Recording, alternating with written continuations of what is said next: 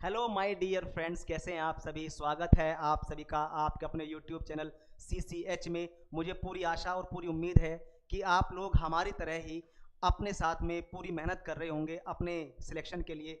हमारी team WhatsApp group के through, Telegram group के थ्रू आपके पास कंटेंट भी भेज रही है। डिस्क्रिप्शन लिंक जो मैं कहूँ, यूट्यूब जो आपका चैनल है जो उसमें वीडियो है, इसके नीचे डिस्क्रिप्शन लिंक मिल जाएगा, वहाँ से आप उसको जाके ज्वाइन भी कर सकते हैं। ठीक है। और मुझे फिर दोबारा से मैं ये बात बोल रहा हूँ कि मुझे आशा ये है आपसे कि आप प्रॉपर वे में तैयारी को कर रहे हैं, सिस्टमेटिक तरीके से अपनी स्टडी को कर रहे हैं आप। ठीक है। आपका एग्जाम आपसे से ज़्यादा दूर है नहीं, तो अपने आप को आगे ऐसे ही बढ़ाते रहिए। लास्ट टाइम जो मैंने देखा था, या मैं कहूँ लास्ट टाइम जो हम लोगों ने पढ़ा था यहाँ पे, वो था economic growth and development lecture 1। तो अगर आप लेक्चर 2 देख रहे हैं अभी, तो इससे पहले लेक्चर 1 जरूर देखिए, ये आपका उसी टाइम समझ में आएगा। ठीक है। तो लेक्चर 2 तब समझ में आएगा आपको जब प्रॉपर आप लेक्चर 1 को देख लेंगे। इसमें तो ये क्या है, लेक्चर 2 है। ठीक है। तो मेरा नाम कपिल, इकोनॉमी यानी मैं इंडियन इकोनॉमी आपको पढ़ा रहा हूं। इससे पहले भी हमारे कुछ टॉपिक हो चुके हैं। उस टॉपिक की सीरीज में अगला टॉपिक हमारे पास में क्या है, इकोनॉमिक ग्रोथ एंड डेवलपमेंट का लेक्चर नंबर 2। इसमें क्या क्या बातें हैं अभी देख लेते हैं जी। अब जैसे हम लोगों ने लास्ट टाइम देखा था कि आर्थिक विकास को मापने के कुछ हमारे पास में सूचकांक थे, कुछ इंडेक्स थे, है ना, कि इकोनॉमिक डेवलपमेंट को कैसे मापा जाए, कैसे पता चलेगा कि भाई किस देश में विकास हो रहा है, किस में नहीं हो रहा है। ठीक है। अब किसी देश में जेंडर गैप इनइक्वालिटी, या मैं कहूं जेंडर गैप ज्यादा है, तो वहां पे आप कह सकते हैं कि भाई वहां पे विकास अच्छा नहीं हुआ है। या मैं कहूं इनकम इनइक्वालिटी ज्यादा बड़े लेवल पे है, तो आप बोलोगे कि भाई ठीक है, विकास तो हुआ लेकिन कुछ लोगों का हुआ, सभी का नहीं हुआ। जब कुछ लोगों का हुआ, सभी का नहीं हुआ, तो फिर वहां पे उनको समावेश यानी शामिल करने की आवश्यकता है, जिसको आप लोग बोल सकते हैं क्या, इंक्लूसिव, यानी फिर उसको आप लोग बोल दें क्या, इंक्लूसिव विकास, या मैं कहूं समावेशी विकास की, बस सभी को शामिल करते हुए विकास करिए आप। जैसे हमारी 11वीं और 12वीं पंचवर्षीय योजना का लक्ष्य था ना, समावेशी विकास करिए भाई आप। बात समझ आई। तो विकास हुआ या नहीं, या कैसे हुआ, वो सब चीजें, उन सबको मापने के लिए क्या था हमारे पास में, कुछ इंडेक्स, राइट। जैसे हम लोग ने देखा लिंग विकास इंडेक्स यानी जेंडर डेवलपमेंट इंडेक्स। इसमें क्या होगा, लिंग विकास सूचकांक मानव विकास के 3 मूलभूत पहलुओं के भीतर उपलब्धियों में लैंगिक असमानताओं को निर्धारित करता है। लैंगिक असमानताओं जैसे महिलाओं और पुरुषों दोनों के लिए जन्म के समय जीवन प्रत्याशा, जीवन प्रत्याशा मतलब लाइफ एक्सपेक्टेंसी, मतलब कितने समय तक जीवित रहेगा अच्छी स्वास्थ्य के साथ में, के माध्यम से स्वास्थ्य का आकलन किया जाता है। बिल्कुल सही बात है।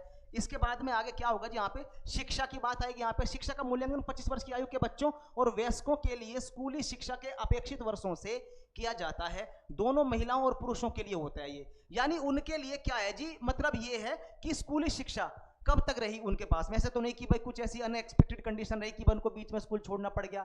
एजुकेशन बीच में छोड़ेंगे तो क्या, जो ह्यूमन रिसोर्सेज है, जो मानव संसाधन है, जो देश का भविष्य होते हैं, उन पे क्या होगा, नेगेटिव इफेक्ट होगा, और उनसे हमारा देश प्रभावित होगा। तो उसके लिए यहाँ पे बातें हैं। तो आर्थिक संसाधनों पर, तो इसमें क्या है जी, जैसे कि अब मतलब कमांड मतलब आर्थिक संसाधनों पर महिलाओं और पुरुषों के लिए अनुमानित आय द्वारा निर्धारित की जाती है। क्या कि जैसे कि अब एक होता है ना कि भाई आर्थिक संसाधनों पर उनकी कितनी पकड़ है, या आर्थिक संसाधन उनके पास में कितने हैं, उसके आधार पे आप कह सकते हैं ना कि आर्थिक संसाधनों से उनकी नजदीकियां, या उनके पास कितने हैं, उनके पास कितने हैं, या उनकी कितनी पकड़ है उन पर, उनकी कितनी पकड़ है उन पर, इस बारे में इसमें बात है, कितनी उनकी कितनी पकड़ है। यानी मैं कहूं इकोनॉमिक संसाधन उनके पास में ज्यादा है, तो उनका हिसाब किताब ठीक ठाक रहेगा जी, वो अपने ऊपर अच्छे से इन्वेस्ट कर पाएंगे, है ना, अपना अच्छे से विकास कर पाएंगे, उसके बारे में बात। उसके बाद में क्या है, मानव पूंजी सूचकांक यानी कैपिटल, यानी ह्यूमन कैपिटल इंडेक्स। क्या होगा इसमें, इसमें क्या होगा कि इसका उद्देश्य है शिक्षा, रोजगार, कार्यबल की गतिशीलता की जटिल प्रकृति पर, की इस प्रकृति पर क्या करना होता है जी, कब्जे का मतलब ये ना, आप इसको इस तरीके से आप समझिए कि आखिर वो इनके कितने नजदीक है ना, कितना उन पे प्रभाव है उनका, उस, है ना, इसको आप इस तरीके से आप समझिए। विभिन्न निर्धारकों को अच्छी तरह से सूचित करने में सहायता करता है। सीधी सी बात ये है जी, देखो इसमें दरअसल शिक्षा अच्छी है, रोजगार अच्छा है, तो कार्यबल की जो गतिशीलता है, डायनामिक्स है, वो जाहिर सी बात है इसके ऊपर बहुत अच्छा पॉजिटिव इफेक्ट डालेगी ही डालेगी। इसका मतलब ये है कि ये ठीक है तो जाहिर सी बात है ह्यूमन कैपिटल ठीक ही है वहां पे। एक अनपढ़ आदमी ज्यादा योगदान नहीं दे सकता देश के विकास में, उसको पढ़ा लिखा होना, इंटेलेक्चुअल होना बहुत जरूरी है, ठीक है, वो बात है इसमें। अगली बात यह है कि यह 5 अलग अलग आयु समूहों में 0 से 100 तक के पैमाने पर सीखने और रोजगार के परिणामों को प्राप्त करता है, जो एक देश का एक व्यापक जनसांख्यिकी प्रोफाइल प्रदान करता है। यहाँ पे जनसांख्यिकी प्रोफाइल, व्यापक जनसांख्यिकी प्रोफाइल का मतलब ये है कि यहाँ पे कितने लोग वर्किंग कैपिटल हैं। वर्किंग कैपिटल का मतलब 15 साल से लेके 59 साल की उम्र तक की जो पॉपुलेशन है, जो नागरिक हैं, उनको आप वर्किंग कैपिटल के रूप में जानते हैं। अब 59 साल से ऊपर के जो होंगे उनको आप बुजुर्ग बोल देंगे, यानी वो डिपेंडेंट होंगे किसके ऊपर, वर्किंग कैपिटल के ऊपर। 15 साल से कम उम्र के जो बच्चे होंगे वो भी अब डिपेंडेंट होंगे वर्किंग कैपिटल के ऊपर। इसका मतलब डिपेंडेंसी ज्यादा तो नहीं है, कि ऐसा ना हो कि वर्किंग कैपिटल तो कम है और डिपेंडेंट लोग ज्यादा है, तो उसका भी क्या आएगा, साइड इफेक्ट आएगा यहाँ पे, ठीक। तो क्या है कि व्यापक जनसांख्यिकी प्रोफाइल प्रदान करता है। इसमें जो है ना मालूम चलता है कि भाई वर्किंग कैपिटल हमारे पास में कितनी है, ठीक है, युवा, यानी युवा वर्ग की संख्या कितनी है, जिनको हम लोग स्किल करके, है ना, स्किल्ड प्रदान करके, या मैं कहूं उनको हम लोग कौशल देके उत्पादन की गतिविधियों में हम लोग लगा सकते हैं, है ना, और देश का उनसे फायदा हो सकता है, ठीक। उसके बाद में देखिए यहाँ पे आर्थिक विकास का मापन। किसी देश की अर्थव्यवस्था के स्वास्थ्य और प्रगति को समझने के लिए आर्थिक विकास का मापन महत्वपूर्ण है, बिल्कुल सही बात है। आर्थिक विकास को मापने के लिए उपयोग की जाने वाली प्राथमिक मीट्रिक वास्तविक जीडीपी, यानी जीडीपी के थ्रू मापेंगे, जो एक देश की सीमाओं के भीतर उत्पादित वस्तुओं और सेवाओं के कुल मूल्य को ध्यान में रखता है, जो आर्थिक प्रदर्शन का अधिक सटीक प्रतिनिधित्व प्रदान करने के लिए मुद्रास्फीति के लिए समायोजित किया गया है। देखो सीधी सी बात है जी, आर्थिक विकास को आप कह सकते हैं कि अगर जीडीपी में बढ़ोतरी हो रही है, चाहे वो नॉमिनल जीडीपी हो चाहे वो रियल जीडीपी हो, ठीक है, नॉमिनल जीडीपी है तो उसमें इन्फ्लेशन शामिल है, रियल जीडीपी है तो उसमें इन्फ्लेशन शामिल नहीं है, ठीक है। अगर जीडीपी में बढ़ोतरी हो रही है तो जाहिर सी बात है देश में पैसा ज्यादा आ रहा है, ज्यादा पैसा आ रहा है तो वो कहीं ना कहीं यूज भी हो रहा होगा, कहीं ना कहीं डेवलपमेंटल एक्टिविटीज में यूज भी हो रहा होगा, तो कहीं ना कहीं विकास में उसका काम भी आ रहा होगा। तो इसमें वही सारी की सारी जो है बातें हैं कि भाई जीडीपी बढ़ रही है तो हम लोग अनुमान हम लगा सकते हैं कि भाई विकास भी हमारा हो रहा है, ठीक है। वास्तविक जीडीपी का आकलन करने के एक तरीके, वास्तविक मतलब रियल जीडीपी, है ना, रियल जीडीपी का मतलब जिसमें इन्फ्लेशन इंक्लूडेड नहीं है, है ना, एक वार्षिक दर पर 3 महीने की वृद्धि आप इसको बोल सकते हैं। इस विधि में जीडीपी में एक तिमाही से दूसरे तक परिवर्तन की गणना करना और फिर इसे वार्षिक दर तक, है ना, एक्सट्रपलेशन करना शामिल है। उदाहरण के लिए यदि एक तिमाही में सकारात्मक घरेलू उत्पाद, या मैं कहूं सकल घरेलू उत्पाद, ये क्या है जी, जीडीपी, है ना, ग्रोस डोमेस्टिक प्रोडक्ट में 0.3% की वृद्धि हुई है, तो यह एक साल में होगी कितनी, 1.2% वार्षिक। इसका मतलब ये है, देखो जी बिल्कुल सिंपल सी बात है, 3 महीने के आधार पे आप मापते रहिए, 3 महीने के आधार पे आप माप रहे हैं, सपोज 3 महीने में ये हुआ, इधर ये हुआ था, इधर कितना 0.3%, चलो मैंने इसको 1% मान लिया, ठीक है, 1% मान लिया, तो इस 3 महीने में 1% हुआ, ठीक है, तो पूरे साल में होगा 4% हो जाएगा, बात समझ आई, multiply by 4 is equal to 4%। तो क्या होगा कि इसको ना हम लोग मान लेंगे कि वार्षिक वृद्धि दर कितनी है, 4% है या 1.2% है। तो इस हिसाब से भी आप लोग क्या कर सकते हैं, इसकी गणना कर सकते हैं वास्तविक जीडीपी की। उसके बाद में 4/4 ये कुछ इतना इंपॉर्टेंट है, ये कुछ इतना इंपॉर्टेंट नहीं है जी, जो पहले वाला है उस पर थोड़ा सा फोकस कर लेना, ठीक है। उसके बाद में देखिए, ओके, उसके बाद में देखिए आप वार्षिक औसत विकास दर, ये थोड़ा सा ध्यान देने वाली बात है। वार्षिक औसत विकास दर, यह विधि एक वर्ष के सभी 4 तिमाहियों में जीडीपी में औसत परिवर्तन की गणना करती है। उदाहरण के लिए यदि 2022 के लिए 4/4 वृद्धि दर 2%, 3%, 1.5% और 1% है, तो वार्षिक औसत वृद्धि दर की गणना इतना करके, है ना, उसको आप डिवाइड बाय 4 कर देंगे, क्योंकि एवरेज निकालना है, के रूप में की जाएगी, और वर्ष के लिए 1.8% की औसत वृद्धि दर के परिणाम स्वरूप हमारे सामने रिजल्ट आएगा। इसका मतलब यह है कि जो अलग अलग तिमाहियों में हुआ है ना, जो हमारे पास में अलग अलग तिमाहियों में विकास दर आई है, जैसे सपोज पहली तिमाही में 3% की, उससे बाद अगली में 4% की, उसके बाद अगली में आई है 2% की, उसके बाद अगली में आई है सपोज 5% की, तो इन चारों को जोड़ देंगे हम, चारों को जोड़ देंगे तो क्या हो गई हमारे पास में 4 तिमाही, तो एवरेज कितना जाएगा, इनको 4 से हम डिवाइड कर देंगे तो एवरेज आ जाएगा जो भी, तो वो क्या हो जाएगा जी, वो हो जाएगा उसका वार्षिक औसत वार्षिक वृद्धि दर। ठीक है, इसमें वही बातें बिल्कुल सिंपल तरीके से। उसके बाद में देखिए आप, आर्थिक विकास और वृद्धि के प्रमुख सिद्धांत। आर्थिक विकास और वृद्धि के प्रमुख सिद्धांत, यानी मैं कहूं major principles of economic development and economic growth.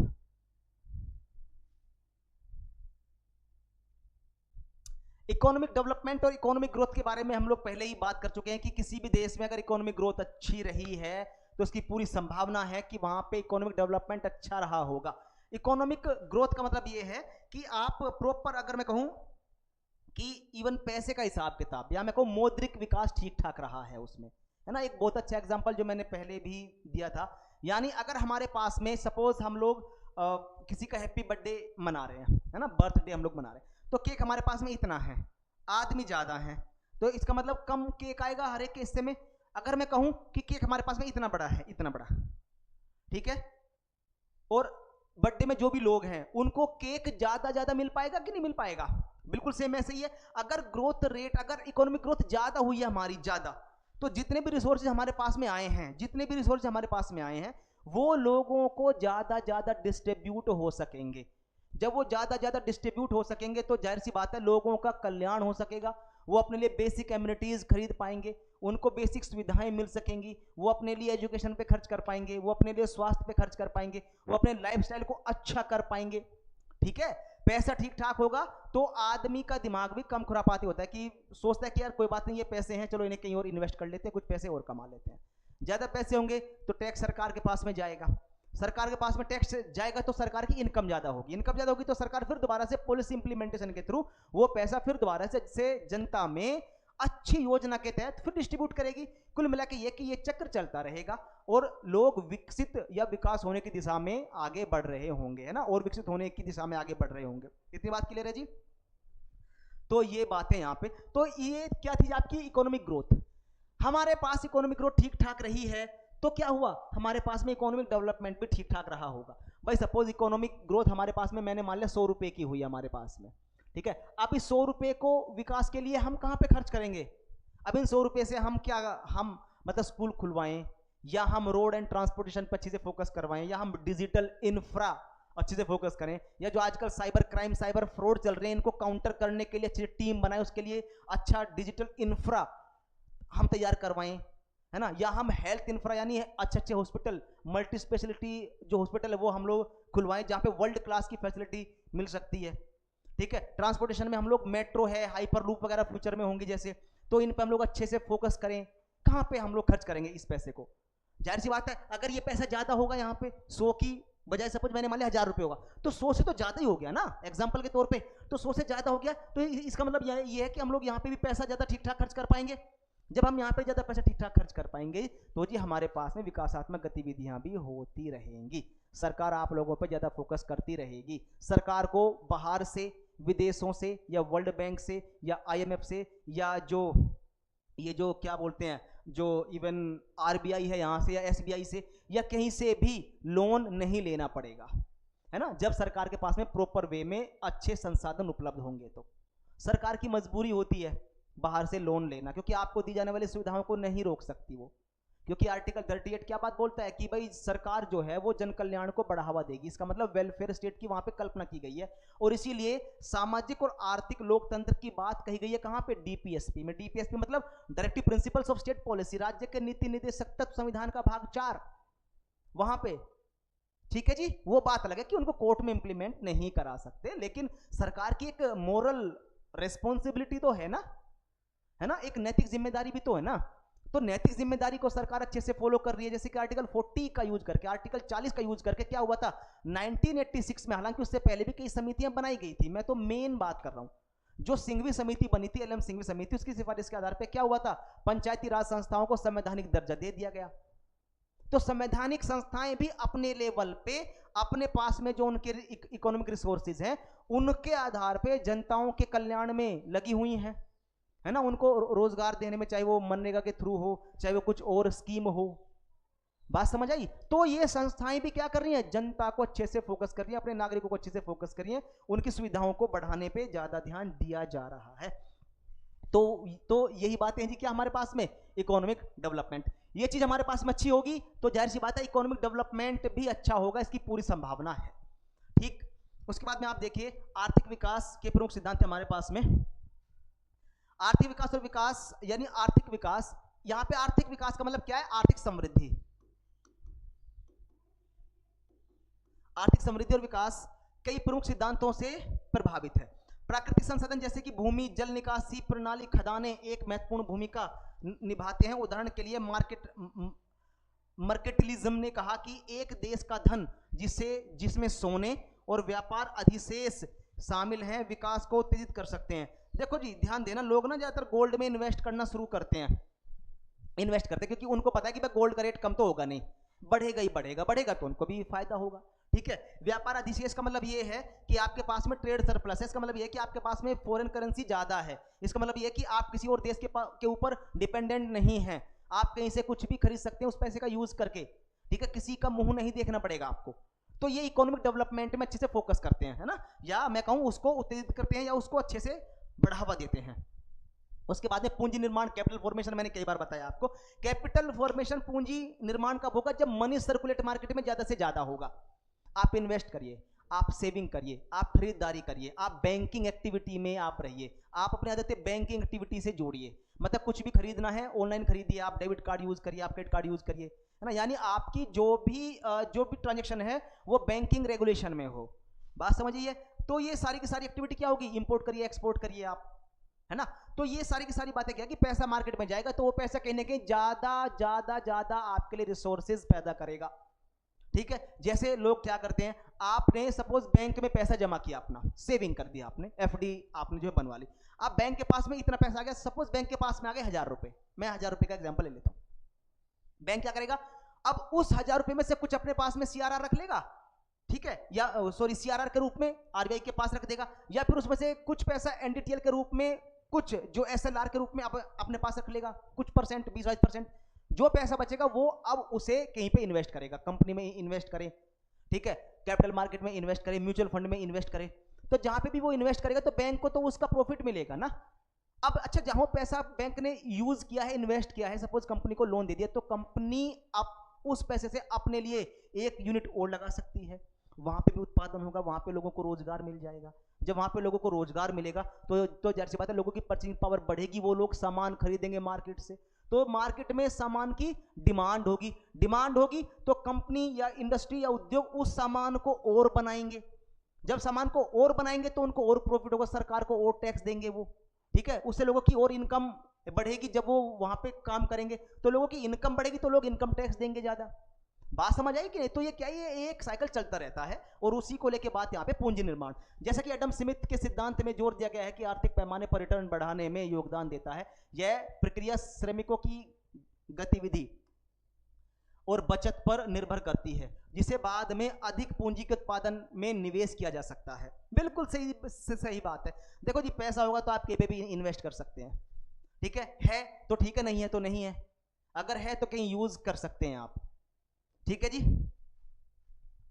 जैसे हमारे यहाँ एक कहावत है लोकल में कि भाई अगर पास में है तो खा लो, नहीं तो बैठे लखा लो, है ना। खैर ज्यादा फोकस नहीं करना, बस मैंने तो इसका एक एग्जांपल दिया है आपके पास में कि अगर आपके पास में कुछ चीजें हैं तो आप उसको अच्छे से यूटिलाइज कर सकते हैं।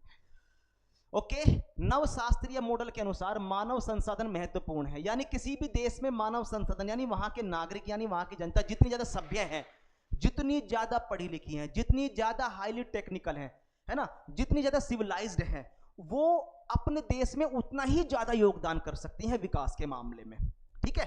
वही बात है, इसमें मानव संसाधन महत्वपूर्ण है जो श्रम उत्पादकता, कार्यबल आकार और इनपुट जैसे कारकों पर केंद्रित है। कुशल और अकुशल श्रमिक विकास, या मैं कहूं यहां पे कि यहां पे ये जो ना, ये कुशल और ये है कौशल मतलब स्किल। कौशल श्रम विकास उत्पादकता को बढ़ा सकता है, जिससे तकनीकी प्रगति हो सकती है और स्वास्थ्य परिणामों में सुधार हो सकता है। मुझे एक बात बताइए, चलो मैं खेत का एग्जांपल लेता हूं, चलो मैंने सपोज मुझे एक खेत जोतना है फावड़े से, तो एक दिन में मैं एक खेत नहीं जोत पाऊंगा, 1 बीघा शायद हो सकता है मुझसे ना खुदे, ठीक है, जबकि फसल तो बोनी है। सपोज मेरे पास ट्रैक्टर जॉन डियर, तो मैं एक दिन में मुझे लगता है कम से कम 50 एकड़ खेत में अकेला ही जोत दूंगा। बात समझ आई? अब जब 50 एकड़ खेत मैंने अकेले ही जोत दिए तो उसमें क्या होगा, फसल बो सकेंगे, अच्छे से उसमें उत्पादन हो सकेगा। इसका मतलब स्किल और कौशल युक्त श्रम का होना बहुत जरूरी है, प्लस में टेक्नोलॉजी, इसीलिए बड़े लेवल पे उत्पादन हुआ हमारे यहाँ पे। आप लोग देखते हैं कि फर्स्ट जो इंडस्ट्रियल रिवॉल्यूशन था हमारे यहाँ पे 1966 टू 67, वो शुरू हुआ था यहाँ पे हरियाणा पंजाब वाला पार्ट है, जो वेस्ट यूपी वाला पार्ट है, यहाँ पे कैपिटल थी, यहाँ पे मशीनरी भी ठीक ठाक थी, यहाँ पे जो वाटर रिसोर्सेज भी ठीक ठाक थे यहाँ, ठीक है। तो इन सब चीजों को देखते हुए वो क्या हुआ, ग्रीन रिवॉल्यूशन यहाँ पे बहुत सक्सेसफुल रहा, ठीक। ग्रीन रिवॉल्यूशन से आगे की बात और भी है। अब लेटेस्ट कंसेप्ट क्या है, एवरग्रीन रिवॉल्यूशन, यानी कृषि के हर क्षेत्र में क्रांति हो, आत्मनिर्भर हो, इतना उत्पादन हो कि हमारे पास अपने लिए रखने के बाद भी हम लोग एक्सपोर्ट कर दें। आज हम लोग उस ही दिशा में है कि हम लोग बहुत सारी चीजें एक्सपोर्ट करते हैं जी। जनसंख्या वृद्धि, देखो जी, जनसंख्या वृद्धि के फायदे भी है, नुकसान भी है। जनसंख्या वृद्धि का फायदा यह है कि भाई जनसंख्या ज्यादा है तो उसमें तो आप उन्हें कौशल देके उनको आप कैपिटल क्या उसको आप लोग बोलते हैं ना कि वर्किंग कैपिटल में आप कन्वर्ट कर सकते हो, तो देश के विकास में अपना योगदान दे सकती है।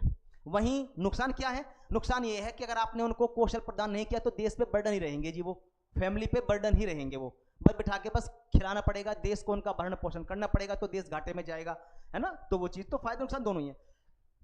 जनसंख्या वृद्धि को कमजोर देशों में सकारात्मक रूप से देखा जाता है। हालांकि माल्थुसियन सिद्धांत के बारे में आप लोग जानते ही हैं कि भाई खाद्यान्न बढ़ता है 1 2 3 4 इस तरीके से, और पॉपुलेशन बढ़ती है मल्टीपल टाइम्स, है ना, 2 4 8 16 32 इस तरीके से बढ़ती है।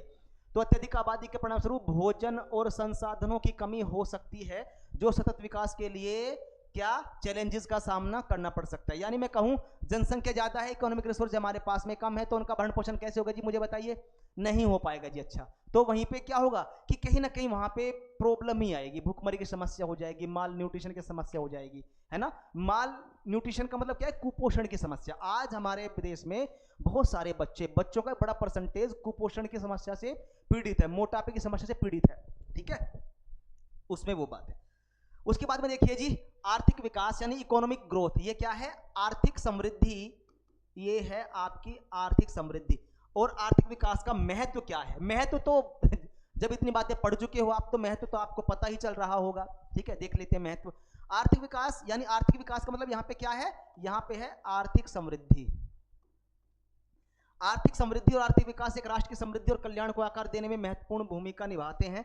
नीचे उनके महत्व को उजागर करने वाले प्रमुख बिंदु हैं। देखो, आर्थिक विकास समग्र समृद्धि और जीवन स्तर को बढ़ाता है, समग्र समृद्धि, है ना, और जीवन स्तर हम लोगों ने देखा ही है। आर्थिक विकास को बढ़ावा देकर एक देश अपनी समग्र समृद्धि में सुधार का अनुभव करता है और अपने नागरिकों के लिए जीवन स्तर को बढ़ाता है। यह माल और सुविधाएं या सेवाओं के साथ साथ में एक बहुत अच्छे से जो इंफ्रा है, जो एक ढांचा है ना, जो एक बुनियादी ढांचा है, ओवरऑल इन सभी के द्वारा लाइफ में क्वालिटी फुल लाइफ के रूप में उसे इंक्रीज कर देता है, यानी लोगों के जीवन में गुणात्मक सुधार होने शुरू हो जाते हैं। इसका ये फायदा है, या इसका ये एक महत्वपूर्ण बिंदु है। उसके बाद में आप देखते हैं कि नौकरी के अवसरों का निर्माण और बेरोजगारी दर में कमी। इसका मतलब यह कि विकास ज्यादा होगा तो जाहिर सी बात है, लोग वेल एजुकेटेड है, पढ़े लिखे हैं, तो उनके हिसाब से वहां पे रोजगार भी होगा। जब रोजगार भी है तो जाहिर सी बात है उनके पास परचेजिंग पावर भी होगी। परचेजिंग पावर है तो वो मार्केट में कुछ खरीदेंगे, तो कंपनियां या उद्योग उसी चीज का उत्पादन करेंगे, है ना, उसी चीज का उत्पादन करेंगे। जब उस चीज का उत्पादन होगा तो प्रॉफिट होगा, तो कंपनी अपनी और इकाइयों को अलग अलग जगह पे और लगा सकेगी, और फिर वहां पे भी वो सारी एक्टिविटी होगी, वहां के लोगों को भी रोजगार मिलेगा, उनकी परचेजिंग पावर बढ़ेगी। सरकार को दोनों टैक्स देंगे, वो इनकम टैक्स देंगे तो वो कॉरपोरेशन या कॉर्पोरेट टैक्स देंगे। इस तरीके से सरकार की भी इनकम बढ़ रही है, कंपनी की भी इनकम बढ़ रही है, और लोगों की भी इनकम बढ़ रही है। और इन सभी का रिजल्ट क्या होगा, इन सभी का रिजल्ट होगा जी देश का समुचित विकास। आर्थिक विकास से अर्थव्यवस्था के भीतर अधिक नौकरी के अवसरों का निर्माण होता है। बाद में बेरोजगारी दरों में जो कमी है इसके लिए योगदान देता है। यह एक अधिक उत्पादक कार्यबल और व्यक्तियों के लिए जीवन स्तर के उच्च स्तर के परिणाम स्वरूप होता है। यानी कुल मिलाकर यह कि देश विकसित है जनता पढ़ी लिखी है, हेल्दी है, स्वस्थ है, हर चीज़ ठीक है, तो देश के विकास में, उनके उत्पादन में, देश को आगे बढ़ाने के मामले में उनका बहुत अच्छे से योगदान होता है। तो ये वही बातें हैं जी जो यहाँ पे लिखी है, और वैसे भी हम लोग इनके बारे में देख ही चुके हैं पहले भी। सरकारी राजस्व, जैसा हम लोगों ने अभी अभी देखा था, सरकारी राजस्व को बढ़ावा और सार्वजनिक सेवाओं में निवेश, बढ़ी हुई आर्थिक वृद्धि सरकार के लिए उच्च राजस्व में अनुवाद करती है या उस उच्च राजस्व में बढ़ोतरी करती है, जिसका उपयोग तब सार्वजनिक सेवाओं में सुधार और आवश्यक बुनियादी ढांचा विकास परियोजनाओं में निवेश करने के लिए किया जा सकता है। यह बदले में आबादी के समग्र कल्याण को बढ़ावा देता है। बिल्कुल, इसमें कोई अलग बात नहीं है। जितनी बातों पे हम लोगों ने अभी डिस्कस किया है वो बातें यहाँ पे हैं। ठीक है जी। So okay guys, thank you so much. आप लोग बने रहे। और मैं अगर कहूँ यहाँ पे ये जो हमारा चैप्टर था इकोनॉमिक ग्रोथ एंड डेवलपमेंट, अभी यहीं तक ही रखेंगे। इसमें एक क्लास और होगी, वो लेक्चर नंबर 3 होगा, उसको भी आप जरूर देखना। और अगर मैं कहूँ यहाँ पे कि इकोनॉमी को अच्छे से समझने के लिए पहली क्लास से लेकर अब तक की क्लास आप देखिए, मैंने पहले भी उधर पढ़ाई हुई है, तो यूट्यूब चैनल पे जो आपकी जो प्ले लिस्ट है वहाँ पे जाके आप देख सकते हैं, ये लेक्चर देख सकते हैं, अच्छे से नोट्स बना सकते हैं और उनको बार बार आप रिवाइज कर सकते हैं। फिर दोबारा से हमारी पूरी टीम आपके सिलेक्शन के लिए बहुत अच्छी मेहनत के साथ में लगी हुई है। सो प्लीज़ आप भी अच्छे से मेहनत करिए। Thank you so much.